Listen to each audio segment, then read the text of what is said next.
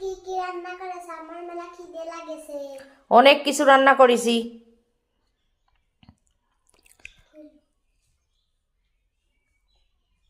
এত কিছু রান্না করছি, তারপরে তুই করতেছিস কেন? কি ডিম ভাজি করে দিতে বলতেছিস কেন? কি কি রান্না করছো দেখাও তো।